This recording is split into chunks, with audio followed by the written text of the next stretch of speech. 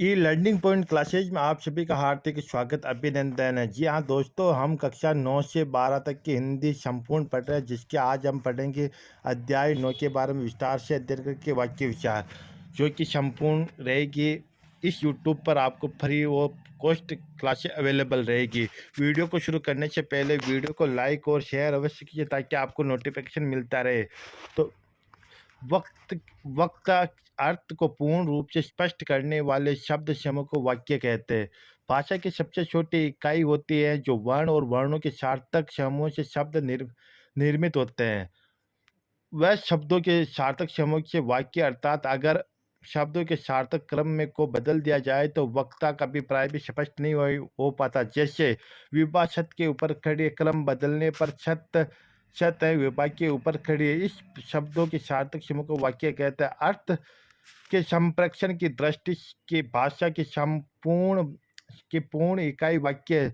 संरचना की दृष्टि से पदों का सार्थक समूह ही वाक्य है। अब वाक्य के अंग दो होते हैं। वाक्य के दो प्रमुख अंग होता है, एक तो होता है उद्देश्य और एक होता विधेय होता है। उद्देश्य, वाक्य में जिस संबंध में कुछ कहा जाए उसे उद्देश्य कहते हैं। वाक्य में कर्ता ही उद्देश्य होता है। जैसे जैसे दादा ने पूजा की, लड़के खेल खेले। इन वाक्यों में दादाजी और लड़के के बारे में बताया जा रहा है, अर्थात ये दोनों ही उद्देश्य है। उद्देश्य अर्थात कर्ता के संबंध वाक्य में कुछ भी कहा जाता है, यह उदय है।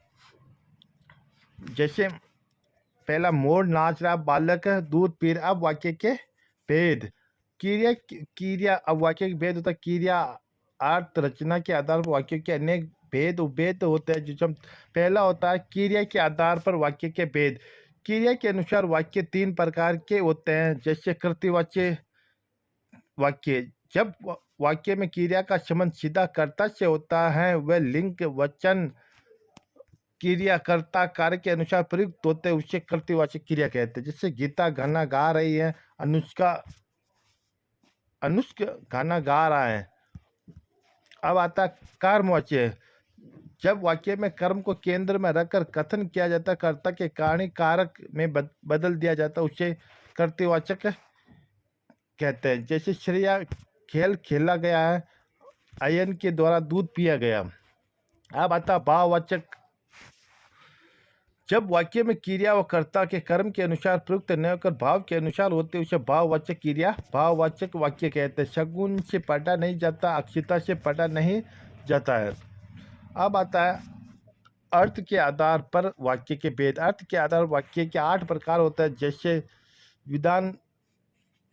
जैसे आज्ञावाचक वाक्य, प्रश्नवाचक, निषेधवाचक, विधानवाचक, विस्मयादिवाचक, इच्छावाचक, संदेहवाचक और संकेतार्थवाचक। यह आपका एक ग्रिड चार्ट से बना हुआ पेड़ के। अब पहला था विधानवाचक वाक्य, जिस वाक्य में किसी काम या बात का होना पाया जाता है वह विधानवाचक वाक्य कहलाता है। मैं खाता हूँ, काम का होना, शगुन मेरी शैली, बात का होना। अब आता निषेधात्मक वाक्य, जिस वाक्य में किसी बात के न होने या काम के अभाव में भी न होने का बोध होता है वह निषेधात्मक वाक्य होता है। जैसे सड़क पर मत भागो, अनुष्का घर पर नहीं है। प्रश्नवाचक या प्रश्नार्थक वाक्य, प्रश्न का बोध कराने वाले वाक्य, अर्थात जिस वाक्य का प्रयोग प्रश्न पूछने में किया जाए उसे प्रश्नात्मक वाक्य कहते हैं।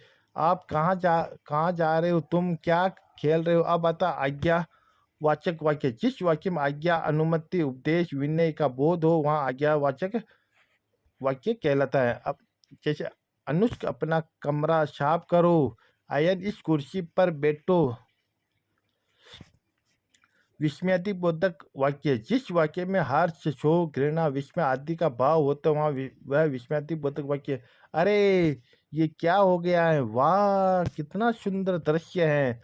इच्छावाचक या इच्छार्थक वाक्य, जिस वाक्य में किसी आशीर्वाद, इच्छा, कामना का बोध होता है उसे इच्छावाचक वाक्य कहते हैं। ईश्वर सबका भला करे, आपका जीवन सुखमय हो। अब आता कि संभावनात्मक वाक्य, जिस वाक्य में किसी भी काम के पूरा होने में संदेह या संभावना का भाव प्रकट हो वहाँ पर उसे संदेहवाचक वाक्य कहते हैं। शायद वे कल आएंगे, हो सकता है कल तक मौसम ठीक हो जाएगा। अब आता है संकेतवाचक वाक्य, जिस वाक्य में संकेत या शर्त का हो वहाँ पर संकेतवाचक वाक्य कहलाता है। यदि तुम जाओ तो मैं चलूँ, वर्षा न होती तो फसल सूख जाती। ये हमारे हो गए कुछ वाक्य कि कल पढ़ेंगे, जो कि वीडियो को लाइक और शेयर अवश्य कीजिए।